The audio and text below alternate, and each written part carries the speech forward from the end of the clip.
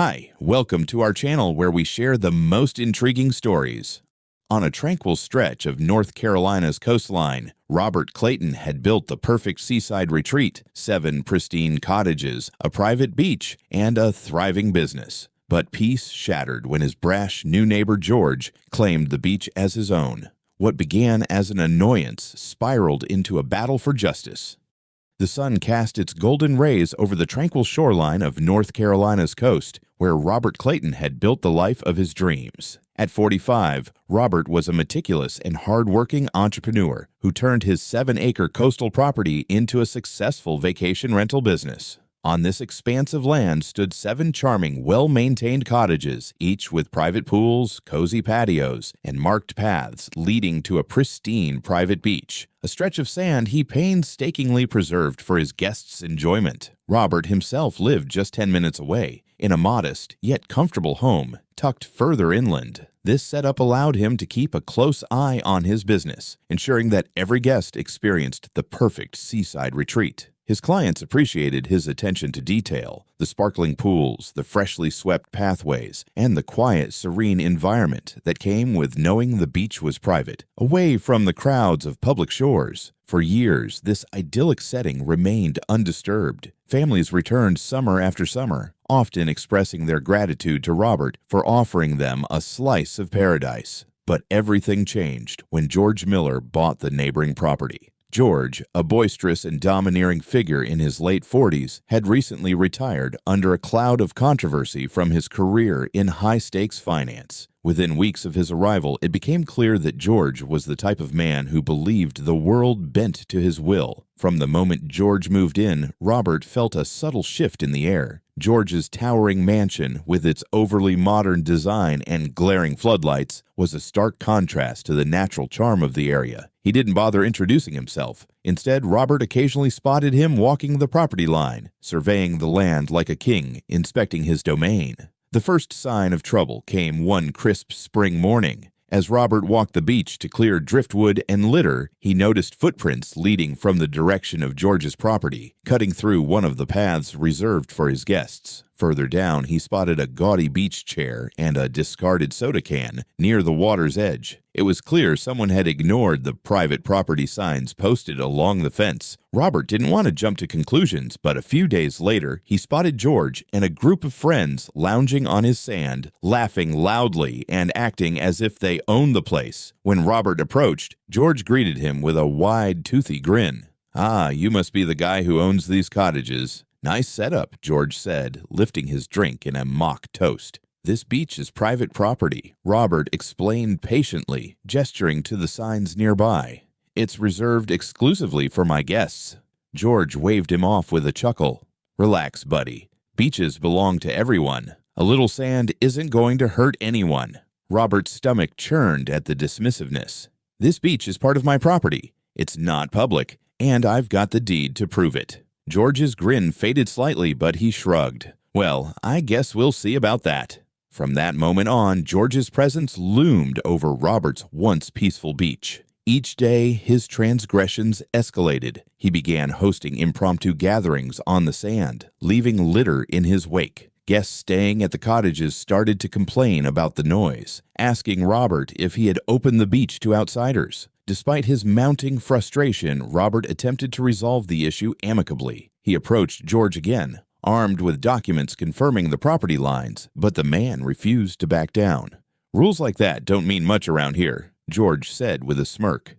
"Maybe you should learn to share." Robert walked away that day, shaking his head in disbelief. He'd dealt with difficult people before, but George was different, relentless, entitled, and entirely unbothered by the concept of boundaries. Little did Robert know, this was only the beginning of a storm that would test not only his patience, but also his determination to protect the life he'd worked so hard to build.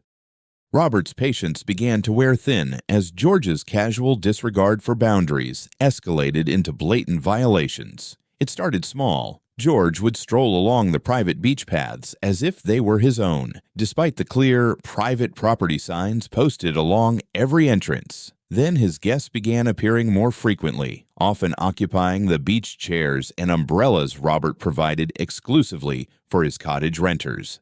One sunny afternoon, Robert received his first complaint from a guest. A family who had booked a week-long stay approached him with concerns about strangers on the beach. "We didn't realize this wasn't a private area," the father said, frustration evident in his tone. "There was a loud group near our setup, and they left trash everywhere." Determined to resolve the issue, Robert headed to the beach. He found George sprawled in a lounge chair, flanked by 3 friends with a cooler at their feet. Empty beer cans littered the sand, and music blared from a portable speaker.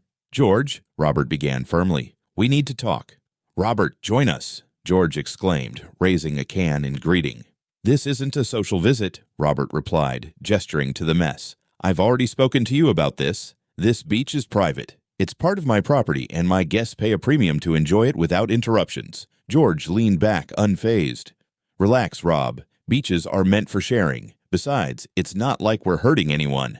"That's not the point," Robert shot back. "You're trespassing, and your guests are disturbing mine. This is your final warning." George scoffed, but finally gestured for his friends to pack up. "Fine, fine," he said dismissively. "Don't get your trunks in a twist." For a brief time, the beach was peaceful again, and Robert hoped the issue was resolved. But within days, George returned, this time with an even larger group. They brought picnic tables and barbecue grills, leaving behind scorched patches in the sand and heaps of trash. Calls from frustrated renters started flooding Robert's phone, and cancellations followed soon after. Despite his efforts to reason with George, it was clear the man had no intention of respecting Robert's property. Each encounter left Robert more infuriated, but he resolved to stay calm and take the necessary steps to protect his beach and his business. What had started as an annoyance was quickly spiraling into a full-blown conflict. Tensions reached a boiling point one Saturday morning when Robert arrived at the beach to conduct his routine maintenance. What he saw left him stunned. George had torn down part of the wooden fence that bordered one of Robert's cottages, creating what he smugly called a better access point to the beach. In its place was a makeshift gate, hastily constructed and garishly out of place. But that wasn't the worst of it. Near the waterline, George's crew had erected a large wooden platform with benches and a fire pit, along with several tiki torches that still smoldered from the night before. The area, which had been meticulously maintained by Robert, now resembled a chaotic construction zone. Discarded plastic cups, food wrappers, and ash from the fire littered the once pristine sand. Infuriated, Robert immediately called George. "This has gone too far," he said through gritted teeth. "You've trespassed, vandalized my property, and ruined the space my guests pay to enjoy." George was unapologetic. "I improved it, Rob. That fence was an eyesore, and this platform will be great for everyone. You should be thanking me." Robert hung up, realizing that reasoning with George was pointless. He needed reinforcements. He dialed the police and waited near the site, seething as George's voice carried across the beach, entertaining a group of guests who were completely oblivious to the turmoil they were causing. When the police arrived, Robert presented his property deeds and explained the situation. The officers were thorough, walking the property and documenting the damage. George, still holding a drink, sauntered over with a grin. "Come on, guys," he said to the officers. "It's just a little beach cleanup project. What's the big deal?" The lead officer wasn't amused. "This is private property, sir," she said sternly. "You've crossed clearly marked boundaries, and this setup was built without permission or permits. You're in violation of multiple laws." George's grin faltered, but he quickly recovered. All right, I'll clean it up," he said, raising his hands. "No need to get dramatic." The police issued George a substantial fine for trespassing and ordered him to dismantle the unauthorized structures immediately. They also made it clear that any further violations would have severe consequences. George offered a half-hearted apology to Robert, claiming it was all a misunderstanding. "I promise, Rob," he said, extending a hand. "It won't happen again." Robert didn't shake it. He simply stared at George, his frustration simmering. While the police had done their job, Robert knew George's promises were as hollow as the tiki torches he had planted in the sand. This was far from over, and deep down, Robert suspected that George was already plotting his next move. Months passed, and for a fleeting moment, Robert allowed himself to believe that George might have learned his lesson. After the police fined George and ordered him to dismantle his unauthorized structures, the beach returned to its former tranquility. Robert rebuilt the damaged fence and restored the area, ensuring his guests once again had the serene environment they had come to expect. But George's silence wasn't a retreat. It was the calm before the storm. Late one summer evening, as Robert prepared to wind down after a long day, his phone buzzed with a flurry of messages and calls from his guests. Each one was more frantic than the last. "There's a massive party on the beach," one caller exclaimed. "It's out of control. People are everywhere. The music's deafening, and they're using our chairs and umbrellas without permission." Robert's chest tightened as he quickly changed into a jacket and drove toward the beach. As he approached, he could already hear the pulsing bass of music blasting through speakers. His headlights illuminated the chaotic scene.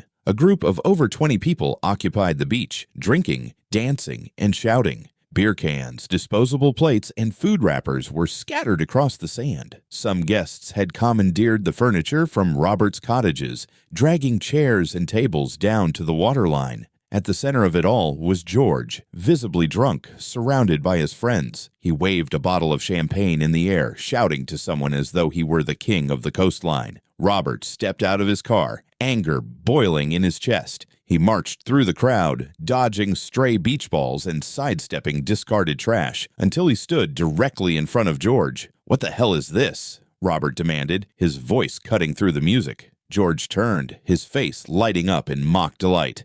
"Rob, you made it. Welcome to the party, my friend." He gestured grandly to the scene around him. "It's my birthday. What do you think of my celebration?" "I think you're trespassing on my property," Robert snapped. "We've been through this. The court made it clear. You have no right to be here." George waved him off, taking a swig from the bottle. "Come on, man, it's just one night. We'll be out of here in an hour, tops. Relax and have a drink." "Relax," Robert spat. "Your guests have harassed mine, trashed my beach, and now you're standing here, acting like this is your personal kingdom. You're breaking the law again." George's expression hardened. "It's my birthday, Rob. Cut me some slack. We're not hurting anyone." Before Robert could respond, one of his guests approached him. The man, clearly shaken, held his phone tightly. "They attacked me," he said. "I was filming the damage they were doing, and they jumped me. Look at this." He pointed to his torn shirt and a scrape on his arm. Robert turned back to George, his fury reaching a breaking point. "This isn't just trespassing anymore. Your guest assaulted one of my clients. This ends now." He pulled out his phone to call the police, but George's hand shot out, knocking the device to the sand. "Don't do anything stupid," George growled, his drunken bravado slipping into open aggression. "You don't want to make this worse for yourself." Robert bent down to retrieve his phone, but George lashed out, kicking him hard in the side. The force sent Robert sprawling onto the sand, pain shooting through his ribs. Before he could recover, two of George's friends moved in, shoving and grabbing him. Robert fought back, grappling with one man as the others joined in. Blows landed on his arms and torso as he struggled to defend himself. The chaotic scuffle drew the attention of more partygoers, some cheering and others trying to pull the combatants apart. And then, the distant sound of sirens pierced the night. The police arrived in force, their flashing lights cutting through the darkness and illuminating the pandemonium. Officers rushed onto the beach, shouting for everyone to stand down. George, still swaying from his drunken state, tried to bluster his way out of trouble. Hey, it's just a party. No harm done." The lead officer wasn't having it. She pointed to Robert, who was bruised and winded but still standing. "This man owns the property," she said firmly. "You're trespassing, and we've had enough complaints tonight to fill a report. Everyone here is under arrest." The officers began rounding up George and his guests. Some protested, others stumbled in confusion, but none could escape the inevitable. As George was led away in handcuffs, he sneered at Robert. "This isn't over," he slurred. Robert, clutching his side, shook his head. "Yes, it is." With George and his rowdy entourage taken into custody, the beach fell silent once more. The damage was extensive, but Robert felt a small sense of relief. This time, George had gone too far, and there would be no escaping the consequences. The chaos of the party left Robert bruised and sore, but determined to see things through. The following morning, after visiting the doctor to ensure he hadn't sustained serious injuries, he headed straight to his attorney, Lauren Mitchell, a sharp and experienced lawyer who had already helped him in the past with property disputes. Lauren listened attentively as Robert recounted the previous night's events, her expression hardening with each detail. Assault, trespassing, vandalism, and the violation of a prior court order were just the beginning of George's crimes. "He's left you a treasure trove of evidence," she said. "With the police reports, video footage from your guests, and witness testimonies, we have an airtight case." Robert filed both criminal and civil complaints against George. The criminal charges included assault, threats, and repeated violations of property laws. On the civil side, Lauren sought damages for the extensive cleanup required, the cancellations from renters, and the emotional distress caused by George's actions. The legal process moved swiftly, largely due to the mountain of evidence against George. His prior brushes with the law worked against him, painting a clear picture of a man who repeatedly disregarded rules and boundaries. Witnesses from the party came forward to testify, including guests who had been harassed and one who had been physically attacked while filming the chaos. In court, George appeared defiant at first, trying to argue that his actions were blown out of proportion. "It was just a party," he said, his voice dripping with false sincerity. "People overreacted. I didn't mean for anyone to get hurt." Lauren dismantled his defense with methodical precision. She presented video footage of George knocking the phone out of Robert's hand and kicking him, the destruction his partygoers had caused, and the physical injuries sustained by the guests. The police officers who had responded to the scene also testified, recounting George's belligerent behavior and open defiance of the law. By the time Lauren concluded, it was clear George had no defense. The judge, a no-nonsense woman known for her firm rulings, delivered a scathing rebuke. "This is not a case of a misunderstanding or a minor infraction," she said.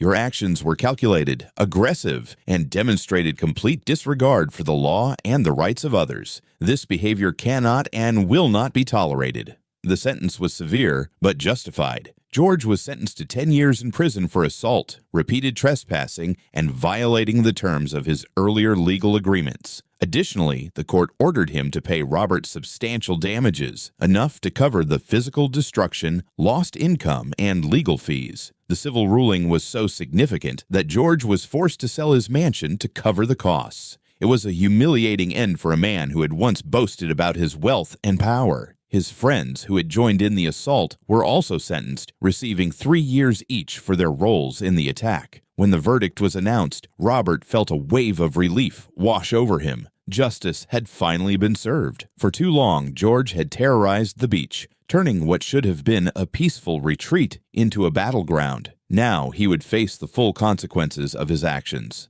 After the trial, several of Robert's guests and neighbors reached out to express their gratitude for standing firm against George's tyranny. "You didn't just protect your property," one guest said. "You protected the peace of this whole community." As Robert left the courthouse, the burden he had carried for months felt lighter. The beach, his pride and joy, was finally his again, free from the shadow of George's reckless entitlement. With the courtroom battle behind him, Robert was finally able to focus on restoring his beach and business to their former glory. The aftermath of George's chaotic reign had left scars, both physical and emotional, but Robert was determined to rebuild, stronger than ever.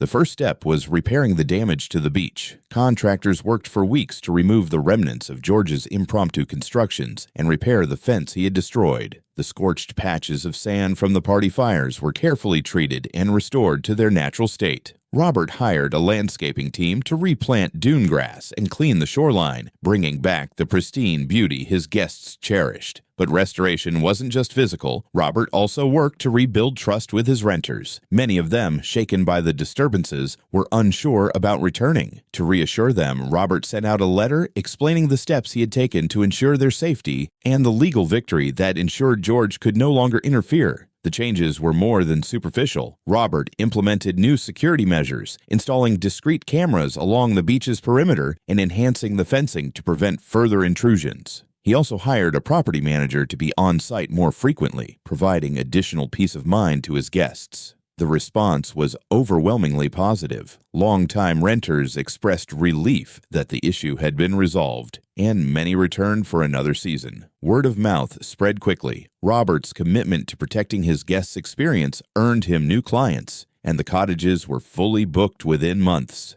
Beyond his property, George's downfall sent ripples through the local community. His reckless behavior had drawn the ire of neighbors, many of whom had witnessed his escalating entitlement firsthand. Inspired by Robert's resilience, several homeowners banded together to advocate for clearer property regulations and stricter enforcement of trespassing laws. The community's efforts bore fruit. A new ordinance was passed, making it easier for property owners to address violations before they spiraled out of control. Regular meetings were organized, fostering a sense of camaraderie among residents who had once lived in isolation. For Robert, the experience was transformative. What had started as a personal battle to protect his livelihood had turned into a broader mission to improve the community. Standing on his now restored beach, watching families laugh and play in the surf, Robert felt a deep sense of satisfaction. The shadows George had cast were gone, replaced by a renewed sense of peace and pride in what he had built. Though the road had been long and fraught with challenges, Robert knew it was worth every step. His beach was once again a sanctuary, not just for him, but for everyone who sought solace in its beauty. As Robert stood on the shoreline one crisp autumn morning, he reflected on the journey that had brought him here. The soft waves lapped at the beach, now pristine once more, and the golden sunrise bathed the sand in a peaceful glow. The chaos of the past year felt like a distant memory, replaced by the quiet satisfaction of knowing justice had been served and order restored. The events with George had been a harsh reminder of the lengths some people would go to satisfy their entitlement.